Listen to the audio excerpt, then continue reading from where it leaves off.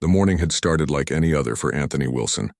The 34-year-old software engineer checked his luggage at the airport counter, made his way through security with practiced efficiency, and arrived at his gate with just enough time to grab a coffee before boarding began. This cross-country flight was one he'd taken many times before for work, a familiar 5-hour journey that would take him from Atlanta to San Francisco for an important client meeting. Anthony found his window seat in row 23, stowed his carry-on in the overhead bin, and settled in with his noise-canceling headphones and the latest mystery novel he'd been saving for the trip. He exchanged polite nods with the elderly woman sitting in the aisle seat, with the middle seat between them mercifully empty. As the plane filled with passengers hurrying to find their seats and stow their belongings, Anthony felt the familiar pre-flight routine wash over him. The safety demonstration played on the screens as the plane taxied to the runway. Anthony had seen it so many times he could probably perform it himself, but he dutifully watched anyway. The takeoff was smooth, and soon the seatbelt sign dinged off. Anthony reclined his seat slightly, opened his book, and prepared to lose himself in the story for the next few hours. About an hour into the flight, the cabin crew began the drink service. Anthony accepted a ginger ale from the flight attendant, woman whose name tag read Patricia, and returned to his book. Everything was proceeding normally, the gentle hum of the engines and the occasional announcement from the captain marking the passage of time. It was during the second hour of the flight when Anthony first noticed something wasn't right. A slight tightness in his chest caught his attention, mild at first, like he'd eaten something that didn't agree with him. He shifted in his seat, took a sip of water, and tried to focus on his book, but the discomfort didn't subside. Instead, it gradually intensified, spreading across his chest and up into his throat. Anthony loosened his tie and unbuttoned the top button of his shirt, taking slow, deep breaths. The elderly woman next to him glanced over with concern. "Are you feeling all right, dear?" she asked, her eyes kind behind her wire-rimmed glasses. "Just a bit of discomfort," Anthony replied, trying to sound casual despite the growing pressure in his chest. "I'm sure it's nothing." But as another 10 minutes passed, the discomfort transformed into something more alarming. Sharp pains began radiating down his left arm, and a cold sweat broke out across his forehead.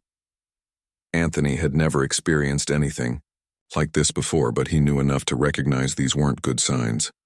With shaking fingers, he pressed the call button above his seat. The small light illuminated, and Anthony waited, trying to keep his breathing steady as the pain continued to build. He could feel his heart racing now, pounding against his ribs as if trying to escape. 3 minutes passed, then 5. The call button remained lit, but no flight attendant appeared. Anthony pressed it again, holding it down longer this time. The elderly woman next to him noticed his distress. "Should I try to find someone for you?" she offered, already half rising from her seat. "Please," Anthony managed, his voice strained. "I don't feel right." The woman made her way into the aisle and walked toward the back of the plane where the flight attendants were gathered. Anthony could see her speaking urgently, pointing back in his direction. One of the flight attendants, Patricia, the one who had served him earlier, nodded and began walking toward his row. Relief washed over Anthony as she approached, but it was short-lived. Patricia stopped at his row, her expression more annoyed than concerned. "You rang?" she asked, her tone clipped and professional but lacking any warmth. "I'm not feeling well," Anthony explained, his voice tight with pain. "There's pressure in my chest and my arm is going numb. I think I might need medical attention." Patricia's eyes flicked over him briefly, her expression unchanging. "Have you taken any medication today? Or had any alcohol?" "No, nothing like that," Anthony replied, struggling to sit up straighter. "This came on suddenly. I've never felt anything like this before." Patricia's lips pressed into a thin line. "It's probably just anxiety or maybe air sickness. The air pressure affects everyone differently. Try taking some deep breaths." "This isn't anxiety," Anthony insisted, the pain making it difficult to keep his voice steady. "Something's wrong. Do you have a first aid kit? Or maybe there's a doctor on board?"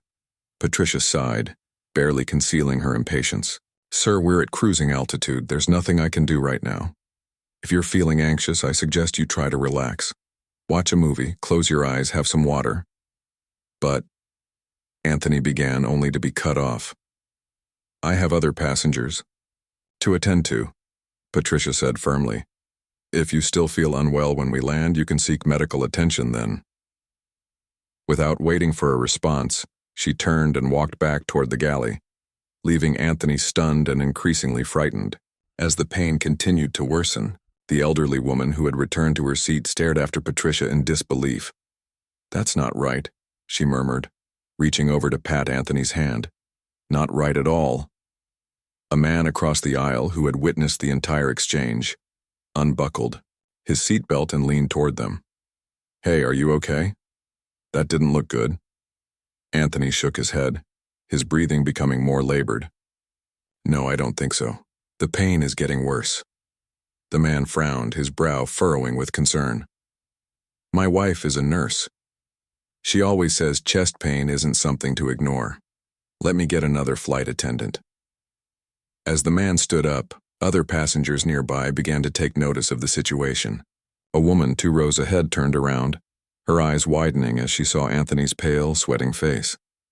Is he all right? She asked the elderly woman beside him. The flight attendant wouldn't help him, the elderly woman replied loudly enough for several people to hear. He's having chest pains and she just walked away. Murmurs of concern and disbelief spread through the nearby rows. A college student pulled out his phone and began recording, capturing Anthony's distress and the growing tension among the passengers. The man from across the aisle returned with a different flight attendant, a younger woman whose name tag read, Michelle. Unlike Patricia, Michelle immediately knelt beside Anthony's seat, her face etched with concern. Sir, can you tell me what you're experiencing? She asked, her voice calm but urgent. Anthony described his symptoms, the chest pressure, the pain radiating down his arm, the cold sweat, the difficulty breathing. Michelle listened attentively, her expression growing more serious with each detail. I'm going to check your pulse, she said, taking his wrist. After a moment, she nodded. It's quite rapid.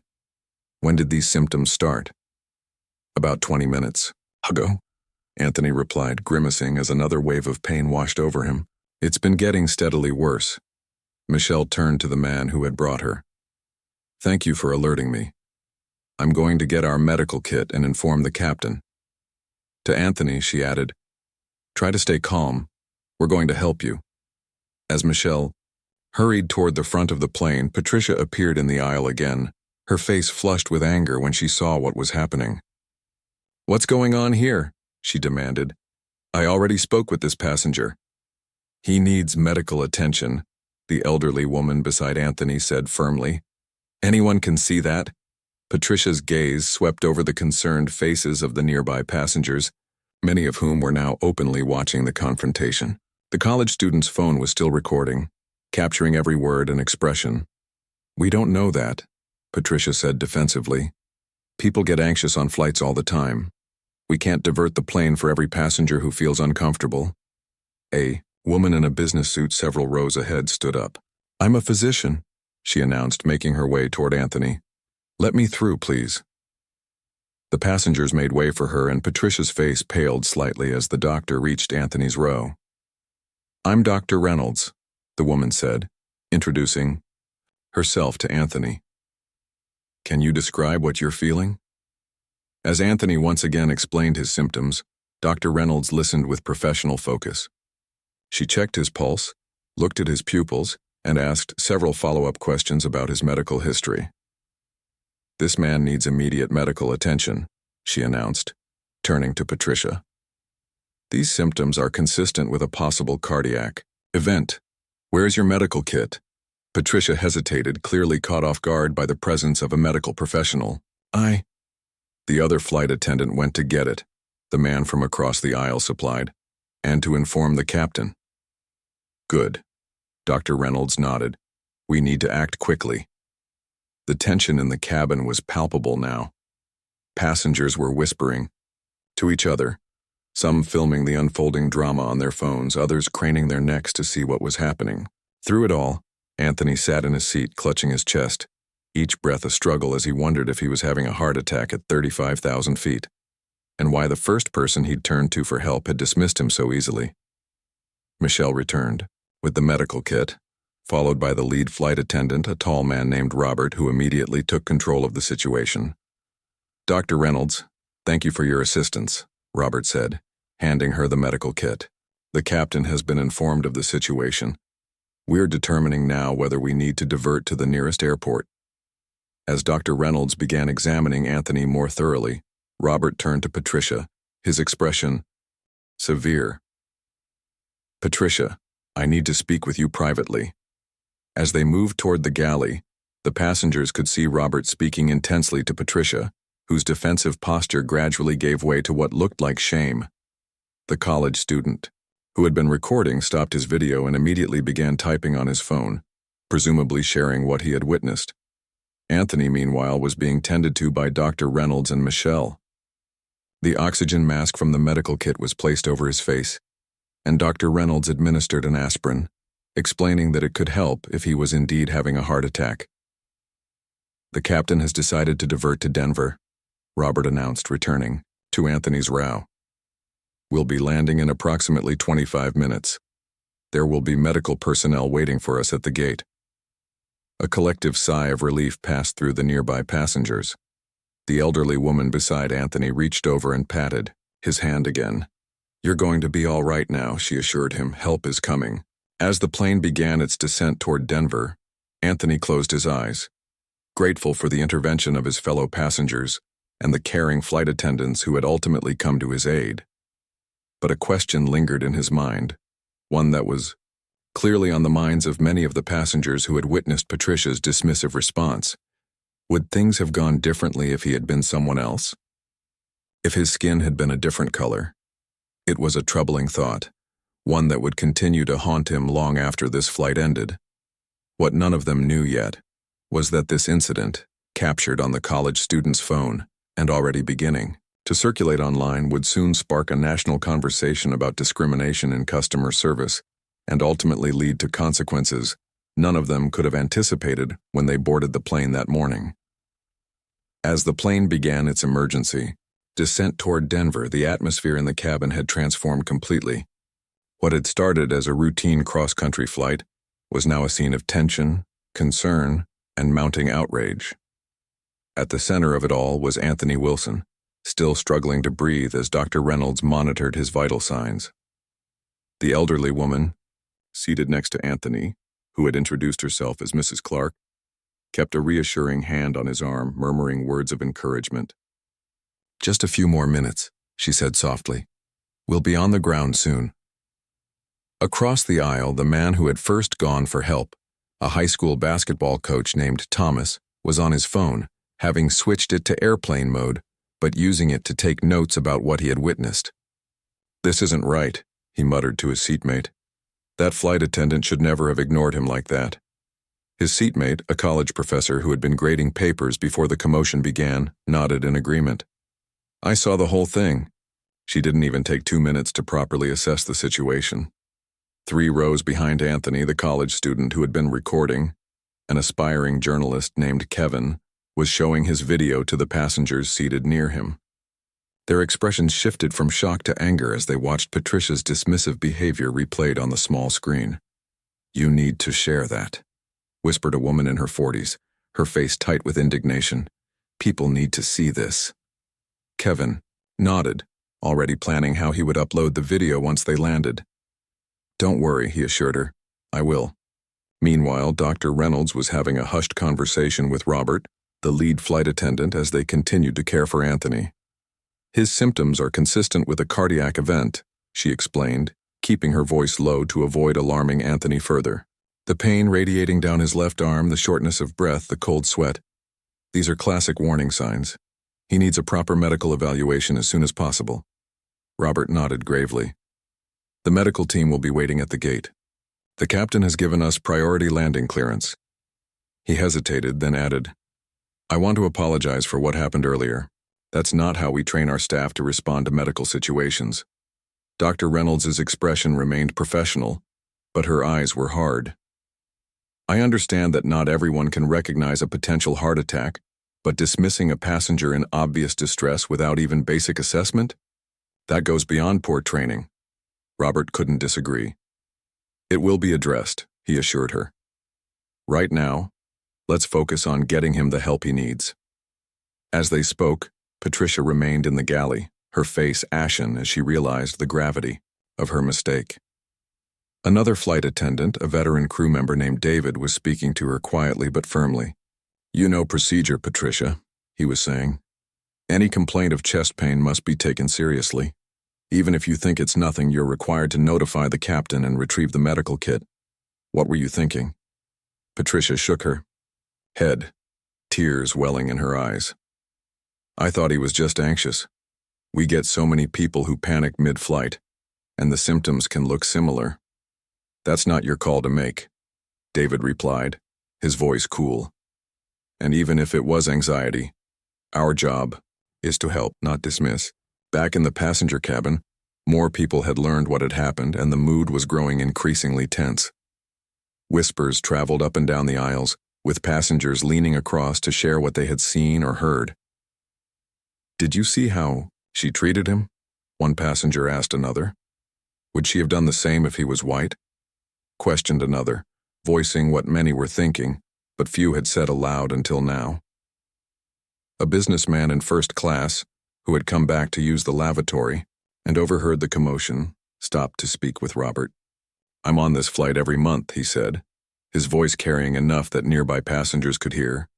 "I've never seen anything like this. Your airline needs to do better." Robert, professional to the core despite the difficult situation, simply nodded. "We will be addressing this situation thoroughly, sir, I assure you." As the plane descended through 10,000 feet, the captain's voice came over the intercom. "Ladies and gentlemen, as you may be aware, we are making an emergency landing in Denver to address a medical situation on board. Please return to your seats and fasten your seatbelts. Flight attendants, prepare the cabin for arrival." The announcement made the situation official in a way that added to the gravity of the moment. Passengers who had been standing returned to their seats, fastening their seatbelts as instructed. But the buzz of conversation didn't diminish. "Mrs." Clark leaned close to Anthony, who was still wearing the oxygen mask. "How are you holding up, dear?" she asked gently. Anthony gave a weak thumbs up, though his face remained pale and drawn with pain. Dr. Reynolds, now seated in the previously empty middle seat beside him, continued to monitor his pulse. "Your heart rate is still elevated," she told him, "but your breathing seems a bit easier with the oxygen. Just stay calm. We'll have you in proper medical care very soon." The descent continued, and the tension in the cabin seemed to descend with them, becoming heavier and more palpable as they approached the ground. Every bump of turbulence, every banking turn, seemed to underscore the urgency of their situation. Then, from a few rows ahead, a woman's voice rose above the ambient noise of the plane. "I've got another video," she announced. "From when he first pressed the call button. You can see her ignoring it for almost 5 minutes." Heads turned toward the speaker, a marketing executive named Lisa, who held up her phone for those nearby to see. "I was filming the clouds out the window for my kids," she explained, "and I accidentally caught the whole thing in the background." Kevin, the college student, immediately made his way to her seat, moving carefully against the tilt of the descending plane. "Can I see?" he asked, his journalistic instincts kicking in.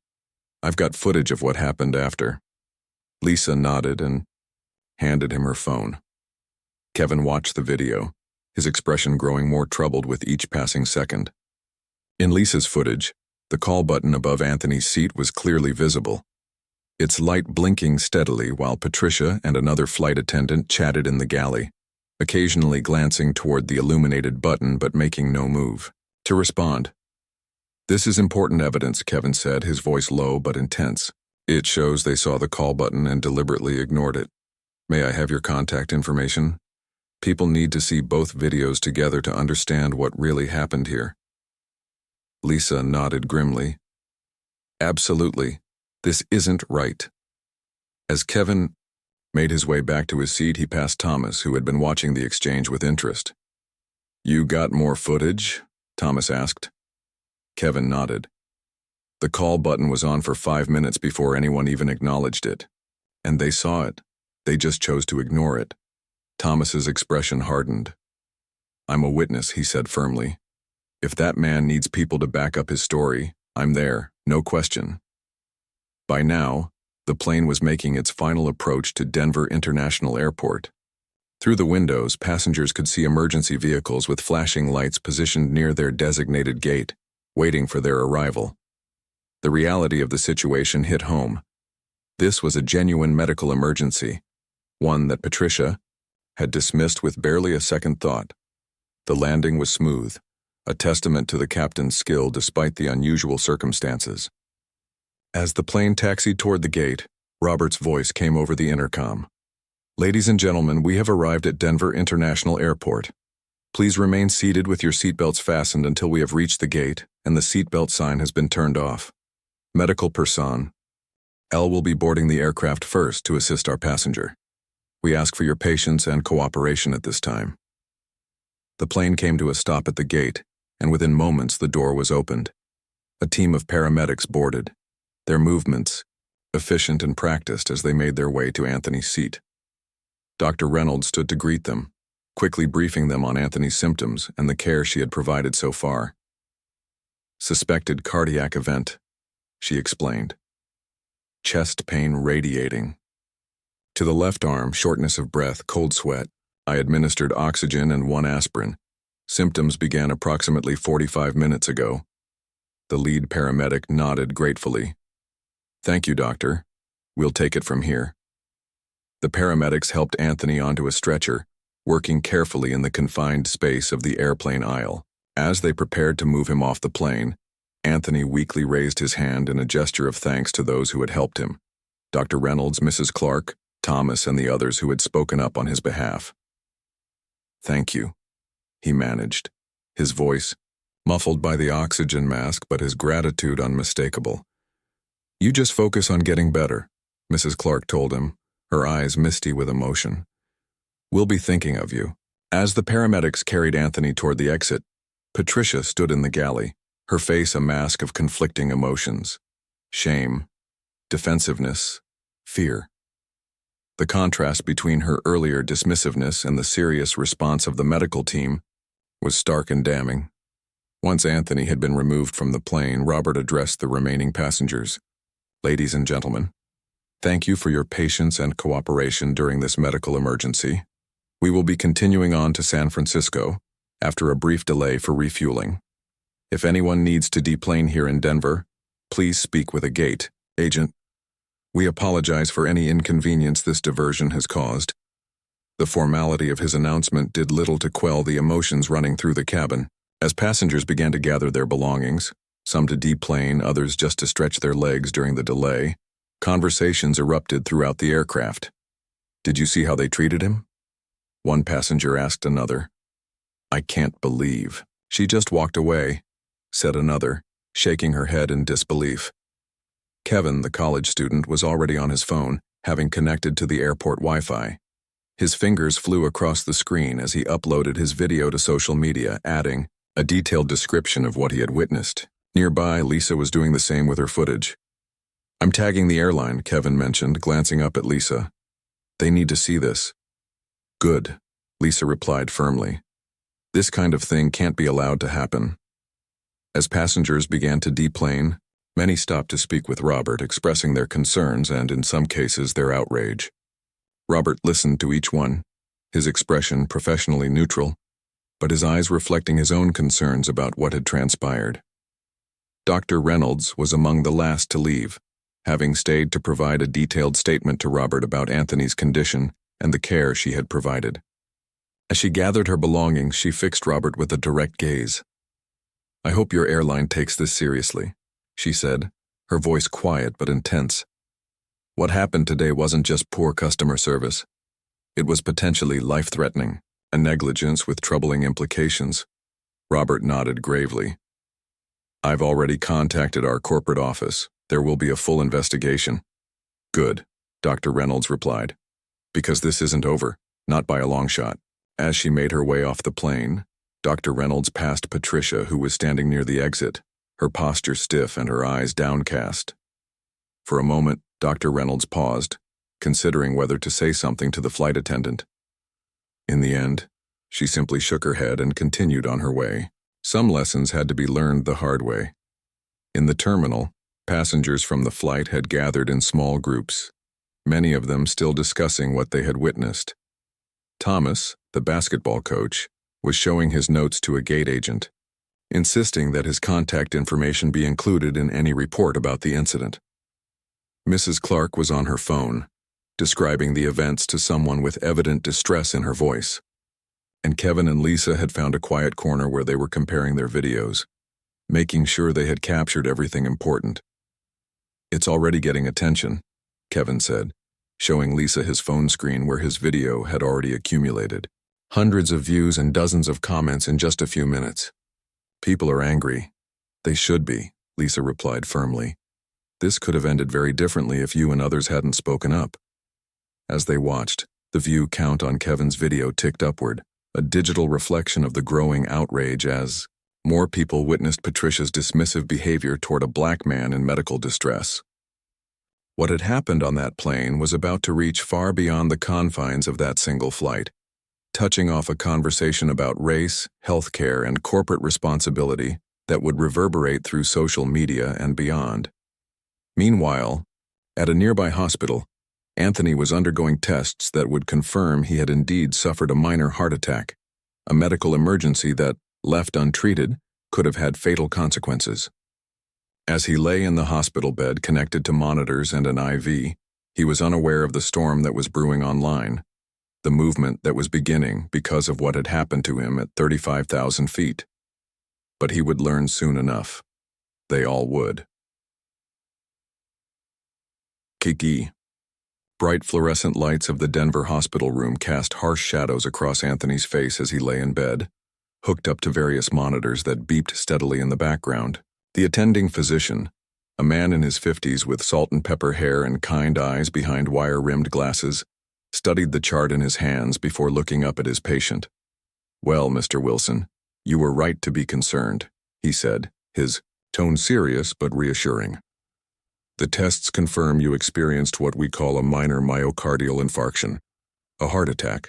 Not a massive one, thankfully, but a heart attack nonetheless." Anthony exhaled slowly, the reality of the situation sinking in. At 34, a heart attack hadn't been on his radar of health concerns. "If I had waited until we landed in San Francisco," he began, his voice trailing off as he considered the alternative. The doctor nodded, understanding the unspoken question. "Time is muscle, as we say in cardiology. The longer a heart attack goes untreated, the more damage occurs. The fact that you received aspirin on the plane and got medical attention relatively quickly likely prevented more serious damage." A nurse entered the room, checking Anthony's IV and vitals with practiced efficiency. "You've got some visitors," she mentioned casually. "They say they're from your flight. Feel up to seeing them." Anthony was surprised. He hadn't expected anyone from the plane to follow up on his condition. "Sure," he agreed, curious about who had come. A moment later, Mrs. Clark entered, her kind face creased with concern.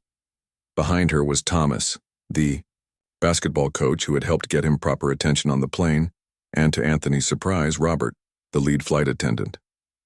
"Oh, thank goodness you're all right," Mrs. Clark exclaimed, moving immediately to Anthony's bedside and taking his hand in hers. "We've been so worried. The airline put us up in a hotel for the night since we missed our connection," Thomas explained. "When we heard you were at this hospital, we wanted to check on you." Robert stepped forward, his uniform still crisp despite the long day. "Mr. Wilson, on behalf of the airline, I want to personally apologize for what happened on our flight today. It was unacceptable, and I want you to know that we're taking it very seriously." Anthony nodded, somewhat taken aback by the flight attendant's presence. "I appreciate that," he said slowly. "To be honest, I'm still trying to process everything that happened." "It was a heart attack," Mrs. Clark said, her voice catching slightly.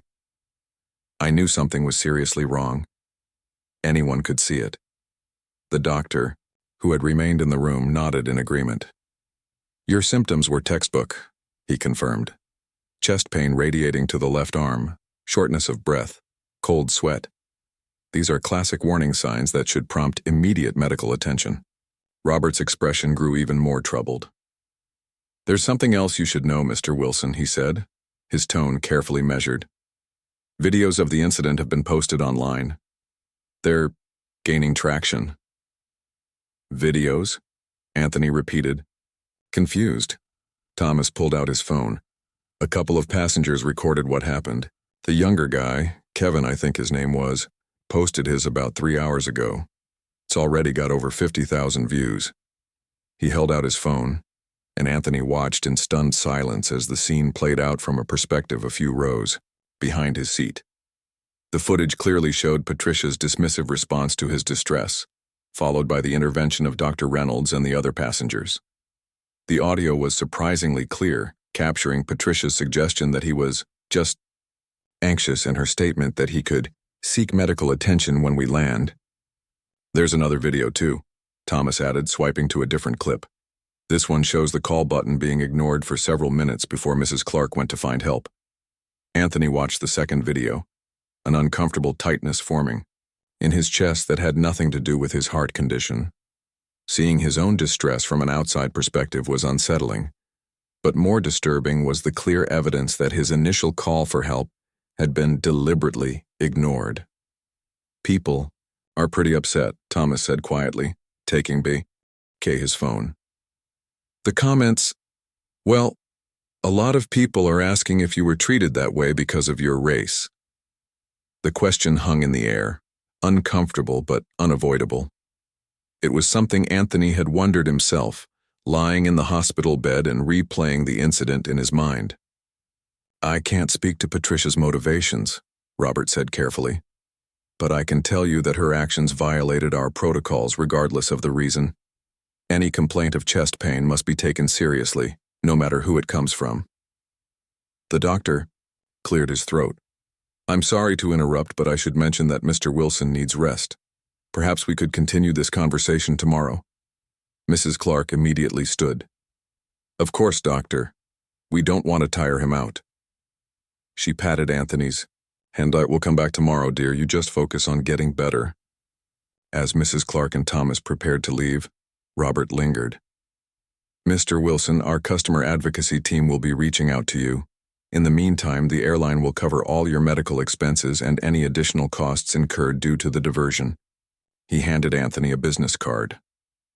This is my direct number. Please don't hesitate to call if you need anything at all. After they left, Anthony sank back against the pillows, his mind racing despite his physical exhaustion.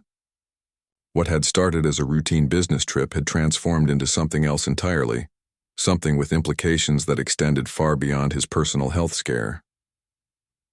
He picked up his own phone from the bedside table, wincing slightly at the movement.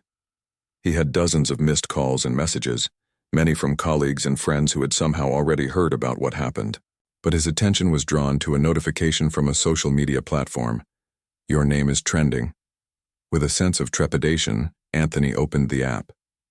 Sure enough, his name appeared in the trending topics, alongside hashtags like flying while black and the airline's name. The videos Thomas had shown him had been shared thousands of times, with new comments pouring in by the minute. Some comments expressed outrage. This is absolutely disgusting behavior from a flight attendant. She should be fired immediately. Others drew direct connections to race. Would she have ignored him if he was white? We all know the answer, and some shared similar experiences. This happened to my brother last year on a different airline. Medical emergency ignored for 20 minutes. Same story, different day. Flying while black. Anthony set down his phone, feeling overwhelmed. He had never intended to become the center of a viral story about race and medical neglect, but that's exactly what was happening. As he lay in the hospital bed, monitors beeping steadily around him, he wondered what would come next. Meanwhile, back at Denver International Airport, The remaining passengers from the diverted flight were finally boarding their continuing journey to San Francisco. The mood was subdued, with many passengers still processing what they had witnessed hours earlier. Kevin, the college student whose video had gone viral, found himself somewhat of a minor celebrity among the passengers. As he settled into his seat, a woman across the aisle leaned over. "I saw your video," she said quietly. "Thank you for sharing it. People need to see these things." Kevin nodded, still a bit uncomfortable with the attention. "I just recorded what happened. It felt important." "It is important," the woman insisted. "Too often these incidents happen and there's no proof, no record. The video makes it impossible to deny." As the boarding continued, Patricia was noticeably absent from the crew. In her place was a different flight attendant, a woman who introduced herself as Veronica. The passengers exchanged knowing glances, speculating about Patricia's absence but saying nothing aloud. Robert, who had returned from the hospital just in time for the departure, addressed the cabin once boarding was complete. "Ladies and gentlemen, thank you for your patience during our extended delay. Before we depart, I want to inform you that our passenger who required medical attention is stable and receiving excellent care here in Denver." A collective murmur of relief passed through the cabin. "I also want to assure you that the airline is conducting a full investigation into the handling of this medical emergency. We take passenger safety extremely seriously, and we are committed to addressing any lapses in our service." The diplomatic wording did little to disguise the gravity of the situation. As the plane pushed back from the gate, passengers continued to discuss the incident in hushed tones, many checking their phones to see the latest updates on the viral videos. Dr. Reynolds, who had chosen to remain on the flight to San Francisco rather than stay in Denver, found herself seated next to Lisa, whose video had captured the ignored call button. "Your quick action made a difference today," Lisa commented. "It was lucky you were on the flight." Dr. Reynolds shook her head. "It shouldn't have required a doctor's intervention. The flight attendant should have taken his symptoms seriously from the start. That's basic training." "Do you think—" Lisa hesitated, then continued more quietly. "Do you think his race played a role in how he was treated?" Dr. Reynolds considered the question carefully. "As a doctor, I've seen disparities in how medical complaints are treated based on race. Studies consistently show that pain reported by Black patients is taken less seriously than identical reports from white patients. I can't say for certain what was in that flight attendant's mind, but the pattern is troublingly familiar." Back in his hospital room, Anthony was drifting toward sleep when his phone buzzed with an incoming call. The number was unfamiliar, but something prompted him to answer. "Mr. Wilson, this is Eleanor Dawson, Senior Vice President of Customer Experience at the airline." The woman's voice was crisp and professional, with an underlying note of concern. "I understand you're recovering in the hospital and I don't want to disturb you, but I felt it was important to reach out personally, given the circumstances." "I appreciate that," Anthony replied, surprised by the high-level contact. "First and foremost, I want to extend our deepest apologies for your experience today," Eleanor continued. "What happened was completely unacceptable and contrary to everything our airline stands for." Anthony listened as she outlined the immediate steps the airline was taking, covering all his medical expenses, arranging for his return travel when he was cleared to fly, and launching a full investigation into the incident. "We've also made the decision to terminate the flight attendant involved, effective immediately," Eleanor added, her tone leaving no room for argument. "Her actions violated our most basic protocols for handling medical situations and fell far short of our standards for customer care." The swiftness of the response took Anthony by surprise. "That was quick," he commented, unsure how to feel about being the cause of someone losing their job regardless of the circumstances. "The videos left little room for interpretation," Eleanor explained. "And quite frankly, Mr. Wilson, even without the public attention this is receiving, her actions would warrant immediate termination. Passenger safety is our absolute priority." After the call ended, Anthony lay awake, contemplating the rapid series of events. In less than 24 hours, he had gone from a routine business traveler to a heart attack survivor at the center of a viral story about race and medical neglect. And now, the flight attendant who had dismissed his symptoms had lost her job. The next morning brought more developments. Anthony's doctor informed him that he would need to remain in the hospital for at least another day for observation, but his prognosis was good. With medication and some lifestyle changes, he could expect a full recovery. You were lucky, the doctor emphasized. The heart attack was relatively minor, and there doesn't appear to be significant permanent damage. But this is a wake-up call, Mr. Wilson. Your body is telling you something important. As the doctor was explaining the follow-up care Anthony would need, a hospital administrator appeared at the door looking somewhat flustered. Mr. Wilson, I'm sorry to interrupt, but there are several news reporters in the lobby asking to speak with you. We've informed them that you're not receiving visitors, but they're quite persistent.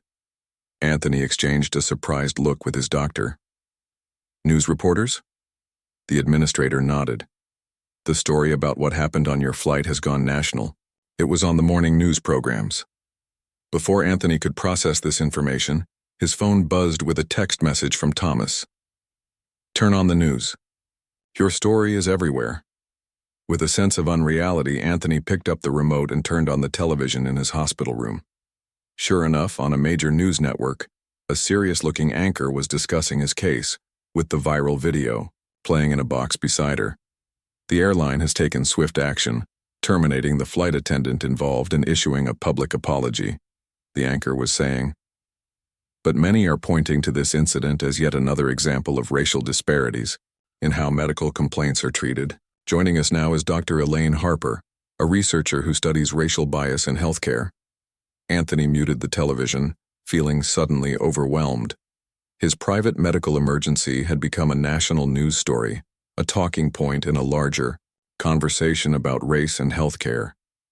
It was important, he knew. These conversations needed to happen, but he hadn't expected to find himself at the center of one. His phone continued to buzz with messages and calls from friends and family who had seen the news, from journalists seeking comments, and even from civil rights organizations offering support. One message, however, stood out from the rest. It was from an unknown number, but the content made its sender clear. Mr. Wilson, this is Dr. Reynolds from your flight yesterday. I wanted to check how you're doing and to let you know that I've provided a statement to both the airline and, with your permission, would be willing to speak to the media about what I witnessed.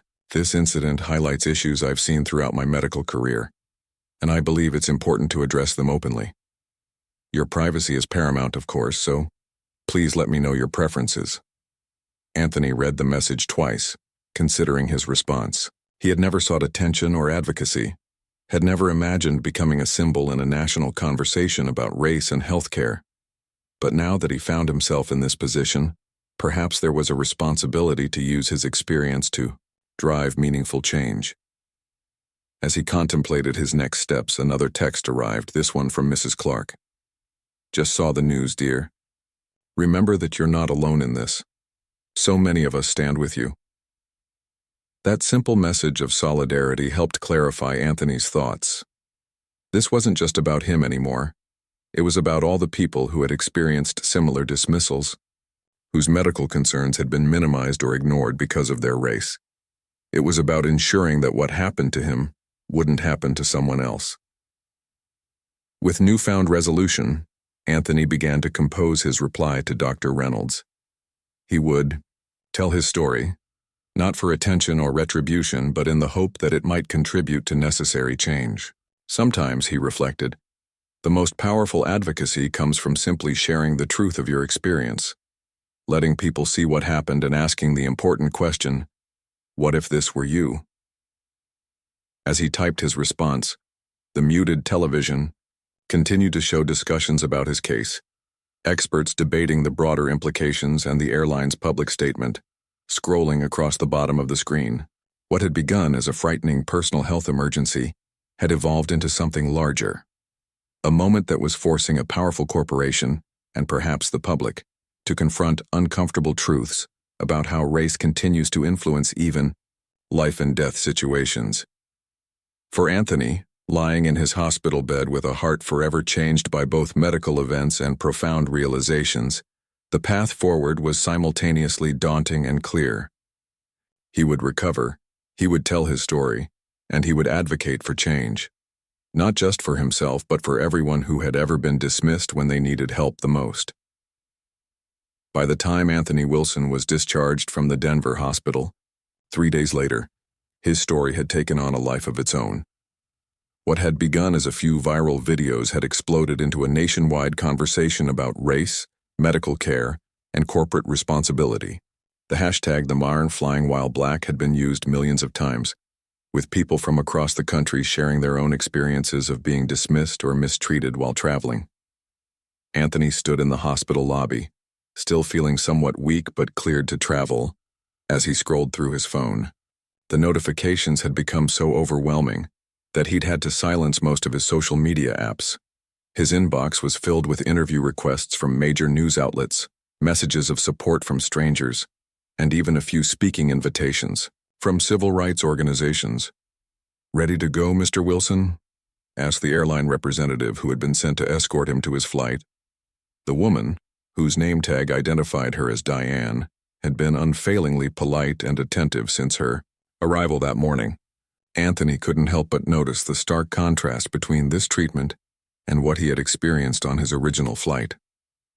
"As ready as I'll ever be," he replied, pocketing his phone and picking up his small duffel bag of essentials that the airline had purchased for him after his original luggage continued on to San Francisco.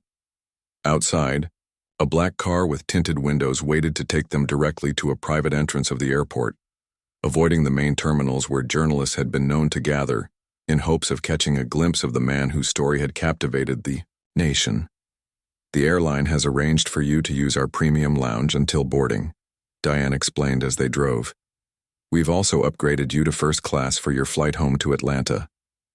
Anthony nodded, unsurprised by the special treatment. The airline was clearly in damage control mode, doing everything possible to demonstrate their commitment to his comfort and safety. It was a predictable corporate response to a PR disaster, but he couldn't help feeling that the focus on his individual experience was missing the larger point. "Has the airline made any policy changes?" he asked as they pulled up to the private entrance. "Beyond firing the flight attendant, I mean." Diane hesitated, clearly unprepared for the question. "I believe our executive team is reviewing all our training protocols," she said carefully. "But I don't have specific details on any changes yet." Anthony said nothing more as they made their way through security and to the premium lounge. The special treatment continued there, with staff rushing to offer him comfortable seating, refreshments, and privacy from the curious glances of other travelers who recognized him from the news.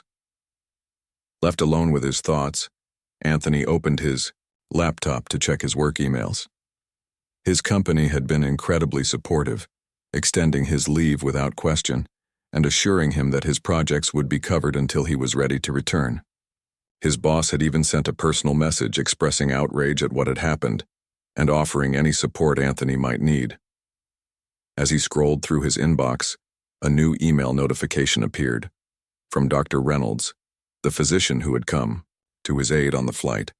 The subject line read simply, "Media Statement." Anthony clicked it open. "Dear Mr. Wilson, as promised, I wanted to share with you the statement I've provided to media outlets regarding what I witnessed on our flight.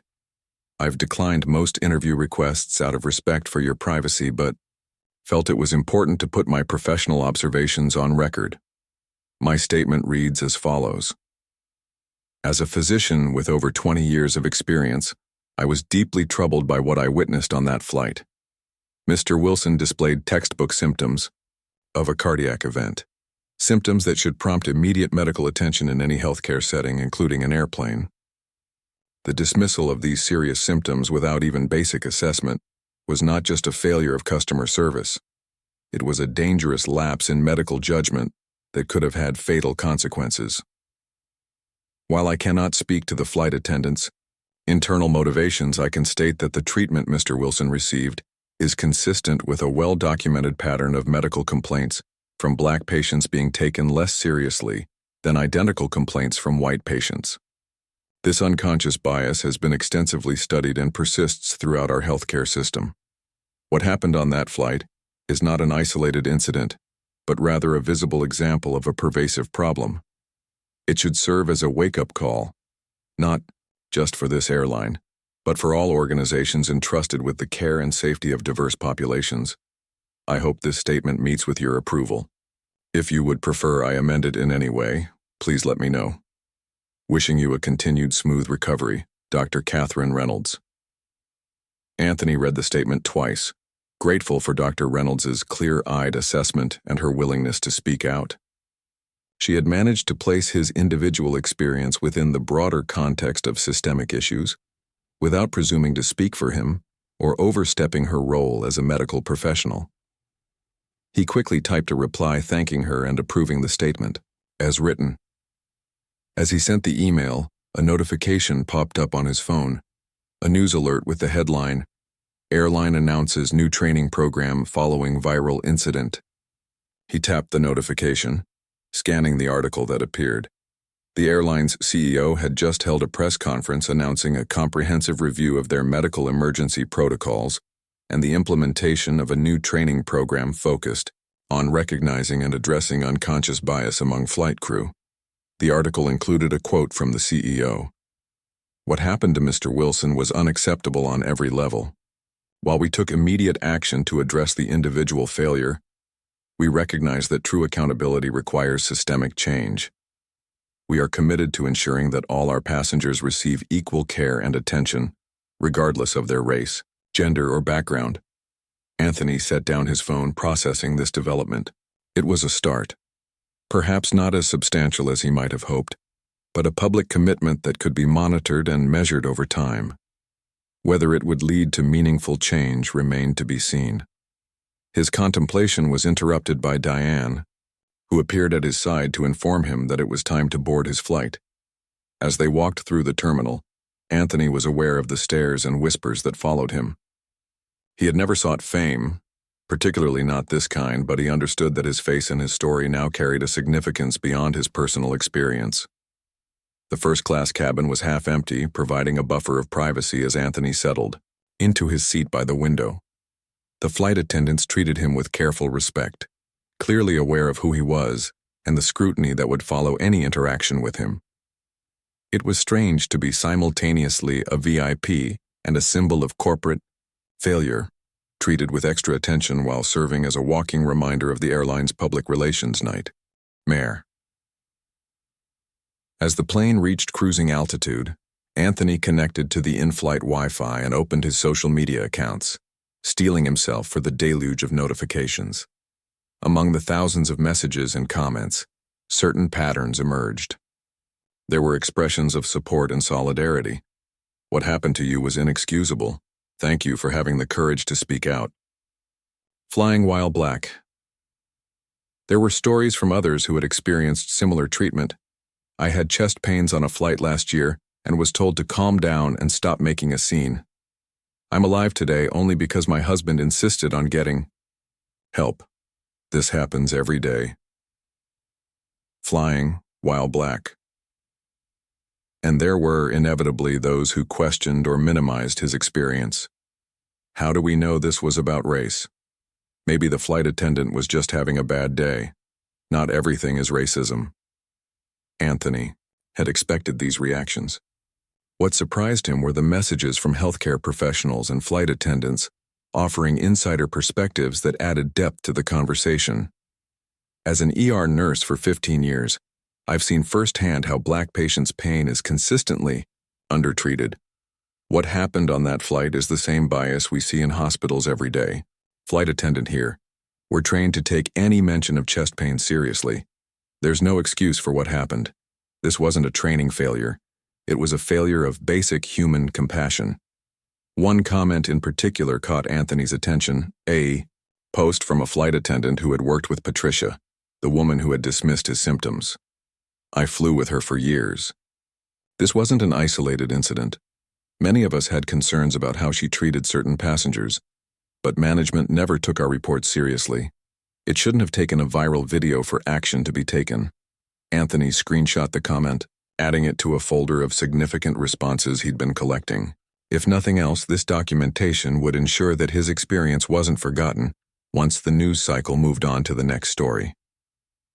As he continued scrolling, an email notification appeared from Eleanor Dawson, the senior vice president who had called him in the hospital.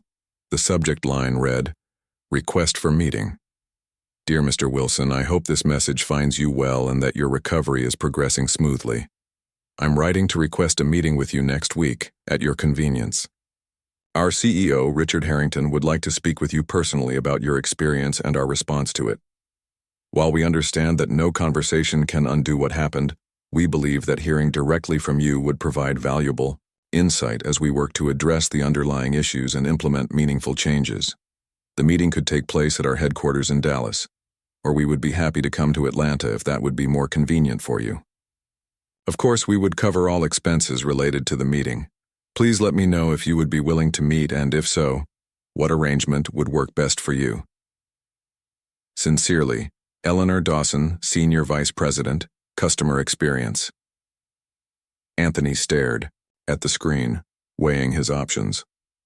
On one hand, a face-to-face meeting with the CEO represented an opportunity to advocate for substantial change from a position of unusual leverage. On the other hand, he was wary of being used as a prop in a corporate image rehabilitation campaign, his presence at headquarters serving as visual evidence that the airline had made things right. After careful consideration, he drafted a reply. "Ms. Dawson, thank you for your email. I appreciate the offer to meet and would be willing to do so, with certain conditions.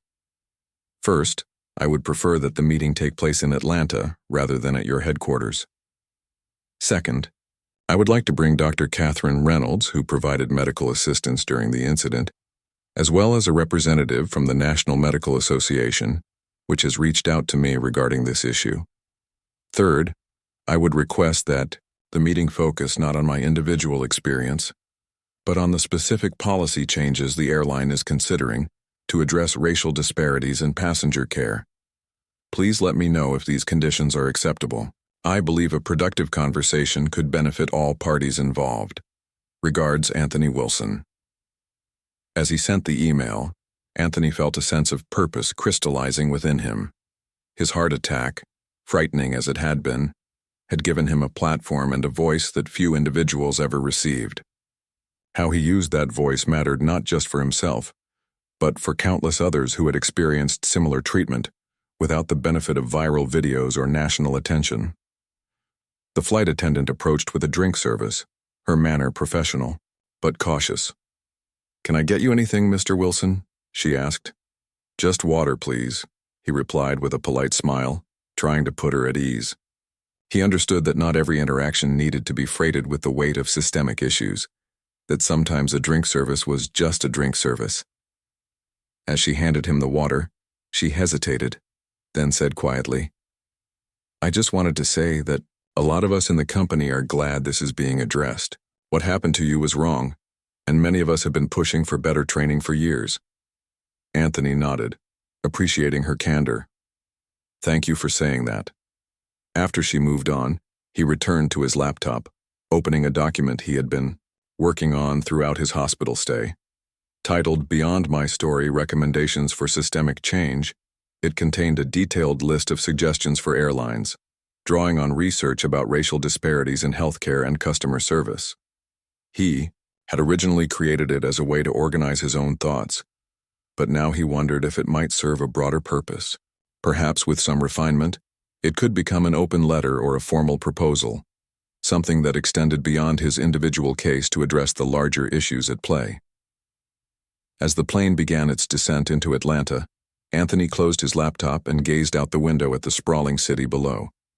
In just a few days, his life had changed in ways he never could have anticipated.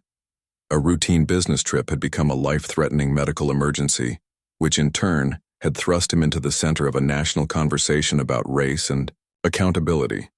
It was a role he had never sought, but now that it had found him, he was determined to use it wisely.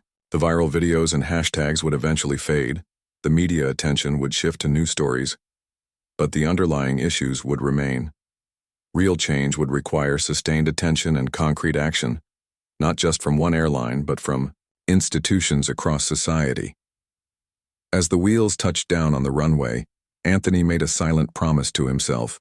He would not let his story become just another fleeting moment of outrage in the relentless news cycle. He would push for meaningful change, speaking truth to power from the unusual position of influence he now occupied. The path forward wouldn't be easy, but he wasn't walking it alone. Thousands of voices had joined his, creating a chorus too powerful to ignore. The plane taxied to the gate, and Anthony prepared to disembark, knowing that what awaited him was not just a return to his normal life, but the beginning of a new chapter, one in which his personal experience had become part of a much larger story about justice, accountability, and the ongoing struggle for equal treatment in America. The conference room on the 32nd floor of the Airline's Atlanta offices was designed to impress, with floor-to-ceiling windows offering a panoramic view of the city skyline. On this particular morning, however, the spectacular view went largely unnoticed as all attention focused on the meeting about to begin. Anthony Wilson sat at one end of the long mahogany table, Dr. Catherine Reynolds beside him, and Dr. Walter Thompson, the president of the National Medical Association, to his left. Across from them sat Richard Harrington, the airline's CEO, flanked by Eleanor Dawson, the senior VP of Customer Experience, and Michael Torres, the lead flight attendant who had been on Anthony's original flight. The company had readily agreed to all of Anthony's conditions for the meeting, which had surprised him. He had expected pushback, particularly about including Dr. Thompson, whose organization had been vocal in highlighting racial disparities in healthcare. Instead, they had not only agreed, but had suggested the Atlanta location themselves and arranged for Michael to fly in specifically for the meeting. Richard Harrington, a tall man in his 60s with silver hair and the practiced charm of a corporate leader, opened the conversation. "Mr. Wilson, first and foremost, I want to thank you for agreeing to meet with us today. What happened on that flight was inexcusable, and I'm deeply sorry that you experienced it while in our care." His tone was measured but sincere, his gaze direct. "We've taken immediate steps to address the specific incident, but we recognize that this situation reflects broader issues that require more substantial action." Anthony nodded, appreciating the straightforward acknowledgement. "That's why I wanted to meet. My concern isn't just about what happened to me, but about ensuring it doesn't happen to anyone else." "Exactly," Dr. Thompson interjected, his deep voice carrying the weight of decades of advocacy. "This incident, while deeply unfortunate, has created an opportunity for meaningful change. The question is, how prepared is your airline to engage with the underlying issues rather than just managing the PR crisis?" Eleanor Dawson leaned forward slightly. "That's precisely why we wanted this meeting. Beyond the immediate steps we've taken, terminating the flight attendant involved and issuing a public apology, we're committed to implementing systemic changes." She opened a folder in front of her and began outlining the airline's proposed response. A comprehensive review of their medical emergency protocols, mandatory training for all customer-facing staff on recognizing and addressing unconscious bias, and the establishment of a passenger advocacy board with diverse representation to review policies and handle complaints. "We've also hired an independent consulting firm that specializes in diversity and inclusion to audit our training programs and suggest improvements," she added. "Their work begins next week, and we expect preliminary recommendations within 30 days. Anthony listened carefully, noting the specificity of the timeline and the concrete nature of the proposed actions. These weren't vague promises of doing better, but measurable steps with deadlines attached. It was more than he had expected, though he remained cautiously optimistic. "These sound like positive steps," he acknowledged. "But I'm curious about accountability. How will you measure whether these changes are actually improving passenger experiences, particularly for passengers of color?" Richard Harrington nodded as if he had anticipated the question. "We're implementing a new data collection system to track medical incidents on flights, including response times and outcomes. The data will be analyzed quarterly with specific attention to any disparities based on passenger demographics." He paused before adding, "And we're committed to making this data public as part of our annual corporate responsibility report." Dr. Reynolds, who had been quietly observing the exchange, spoke up. "As a medical professional, I'm particularly concerned about the training flight attendants receive for recognizing serious medical symptoms. In Mr. Wilson's case, the signs of a potential cardiac event were textbook and should have prompted immediate action. Michael Torres, the lead flight attendant who had ultimately intervened on Anthony's flight, nodded in agreement. Our current training does cover the signs of common medical emergencies, including heart attacks, but clearly there's room for improvement in how that training is delivered and reinforced. He hesitated before adding, and in how seriously some staff take it. This is where I think we can offer valuable input, Dr. Thompson said. The National Medical Association has developed training materials specifically addressing how racial bias can impact medical care. We'd be willing to adapt these for your flight crews, focusing on how to ensure all passengers receive equal attention during potential medical emergencies. Eleanor quickly made a note. We would welcome that collaboration, Dr. Thompson. In fact, I'd like to propose taking it a step further. Perhaps your organization could help us establish an ongoing advisory relationship to ensure our changes are meaningful and effective. As the conversation continued, Anthony found himself impressed by the company's apparent willingness to engage with the difficult issues at hand. There was none of the defensiveness or minimization he had half expected, no attempts to frame what had happened as an isolated incident rather than a symptom of broader problems. After nearly 2 hours of discussion, during which Anthony shared his detailed recommendations document and the executives outlined additional measures they were considering, Richard Harrington brought the meeting to a close with an unexpected announcement. Mr. Wilson, before we conclude, I wanted to inform you of one more action we've taken. Effective yesterday, we've created a new executive position, Chief Inclusion Officer, reporting directly to me.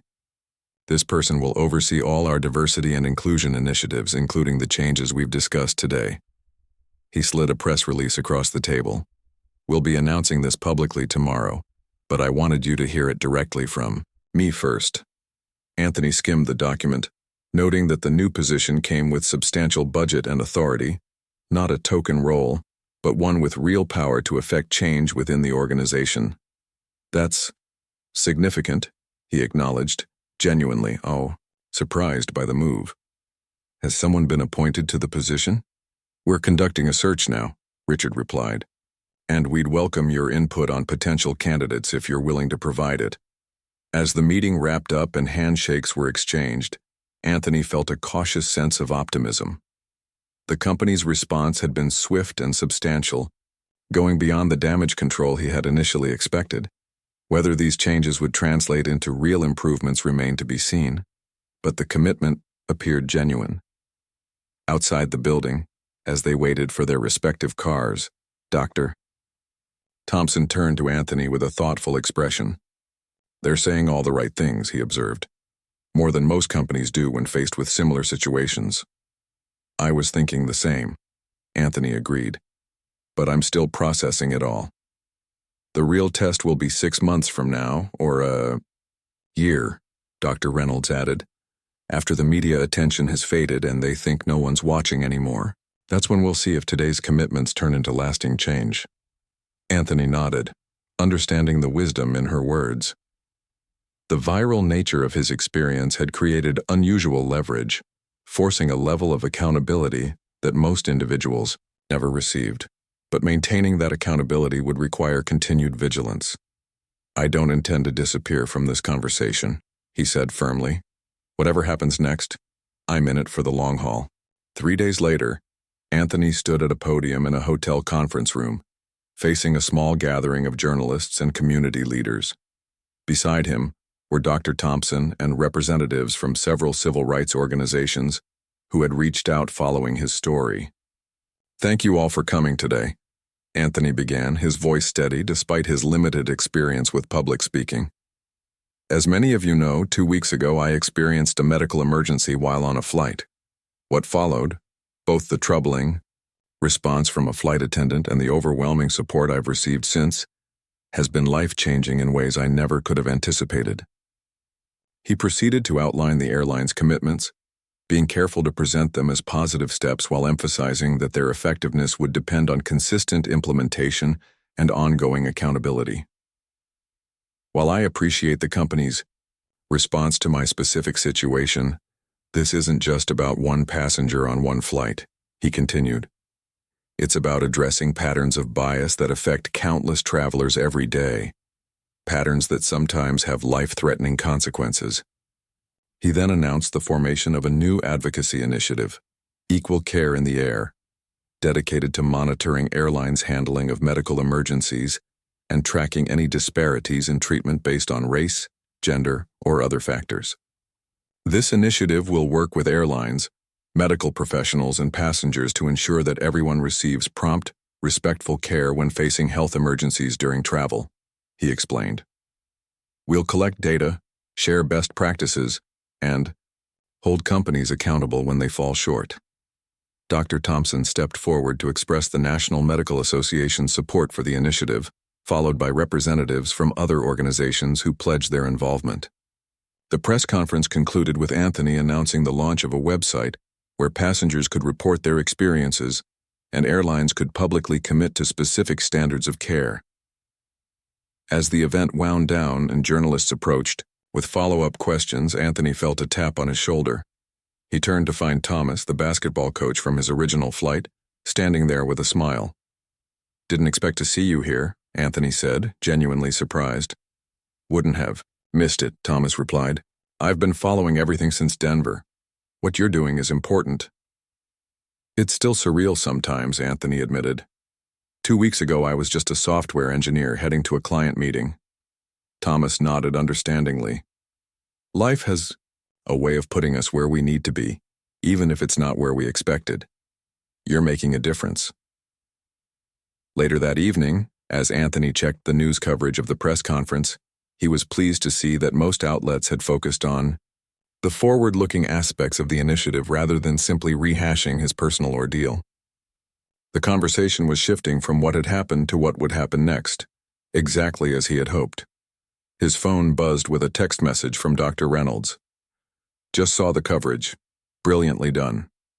This is how change happens. One persistent step at a time."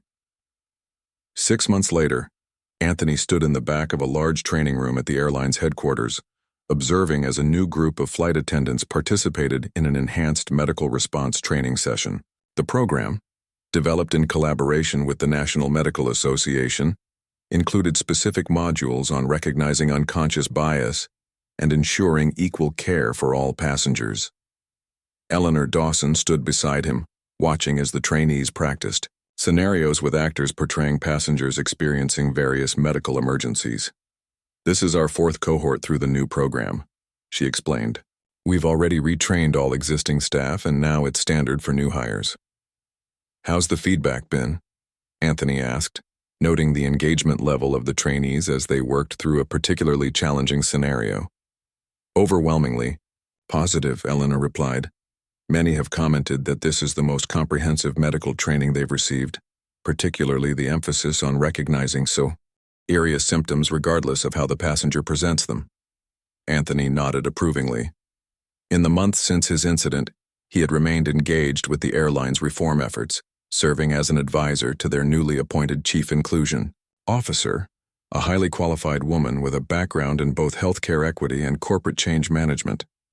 The airline had followed through on all its initial commitments and had even expanded some initiatives based on feedback from staff and passengers. The quarterly data reports had shown promising early results, with more consistent response times to medical incidents across demographic groups and improved passenger satisfaction ratings. Of course, not everything had gone smoothly.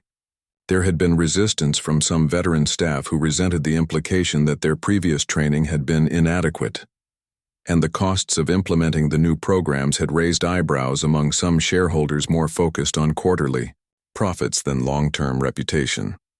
But Richard Harrington had remained firm in his commitment, publicly defending the changes as not just morally right, but also good business practice in an industry where trust and safety were paramount.